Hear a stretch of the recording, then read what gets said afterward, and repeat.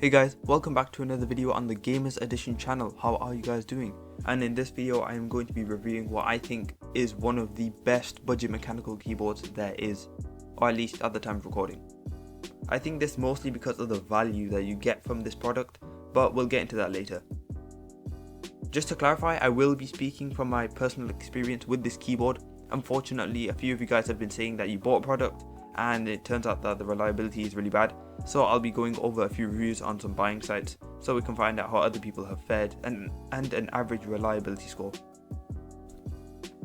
As always, timestamps will be in the description, and if you guys have any questions about this product, do ask in the comment section. But without any further ado, let's continue with the video.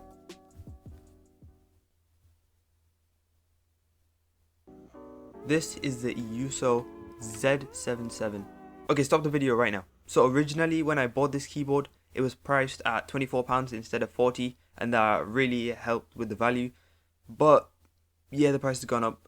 But regardless, I need content, so I'm going to review it anyways. It's a 10 keyless mechanical keyboard with actual hot swappable switches.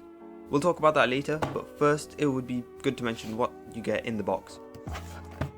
On the back of it, you have some extra details, branding, and a small corner about what variant you got. I picked up the brown switches as I'm not a fan of how loud the blue switches are, and I've never actually used brown switches before, so it'd be a nice late first try. In the box, you would have the keyboard, but this has already been unboxed, but you still get the standard foam and bubble wrap as well as your user guide. And wait a minute. Yeah, as I've mentioned before, the switches are hot swappable, so you get some extra switches included. I'm not really sure why you get the same switches, maybe in case you lose them, but I guess it adds to the value. The first impression that I had with this is that it's much more compact than a full-size keyboard, which is great for gaming and if you need that extra desk space. And the other thing that surprised me was how light it was, especially because it has an aluminium front, and it kind of feels hollow, but more on that later. The cable is non-braided, it's just standard rubber soldered onto a USB 2 connector. Personally, I'm not a fan of the rubber cables, I'm more of a braided person, but you do have the advantage of it not being caught on fabric. The keycaps are fully black, so that means that the RGB will bleed out of the sides. And talking about colours, this keyboard uses layered backlighting, which means that each row has the same set of coloured LEDs. The keycaps do feel really solid though, and there's no issue really with typing with them. On the back, we have some elevated non-slip feet and a nice patterned design and some drainage holes, just in case you spill your drink over your keyboard. Once you plug it in, you get a cool startup animation, and if you hold down the function key, you get a total of 9 different gaming preset layouts programmed from 1 to 9. And yes, there is an option to turn the LEDs off. This is also the case if you use the function key and insert, which there is an additional 9 full keyboard layout presets.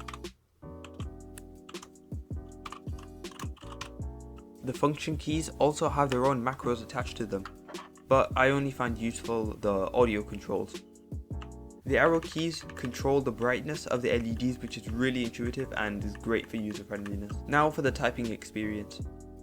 If I had to rate this out of 10, I would give it a solid 7.5. The Odomu brown switches aren't too loud, and unlike the red switches in my main keyboard, it gives a tactile and clicky feel to them. The stabilizers on this keyboard aren't too bad either. They seem to be pre-lubricated from the factory, which really helps out with rattle, but unfortunately the hollowness of this keyboard does ruin it quite a bit. Here's a quick sound test.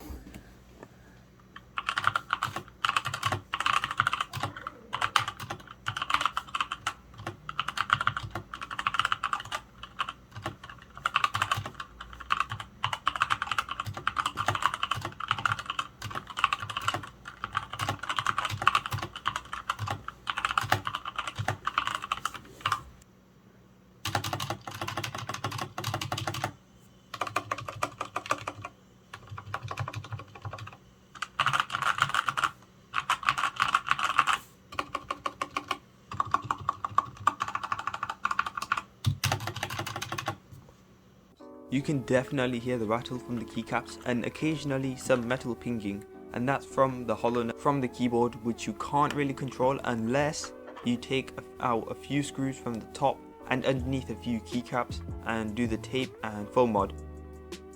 But that's more for enthusiasts, and that's a whole separate video on its own. But I guess if you're into tinkering or you're a keyboard enthusiast, then this is something you might be interested in. If you're worried about the durability and the lifespan of this keyboard, many reviews on Amazon are claiming that they've had them for quite some time and it's working perfectly fine, but I will still link this product in the description so you can take a look at it for yourself.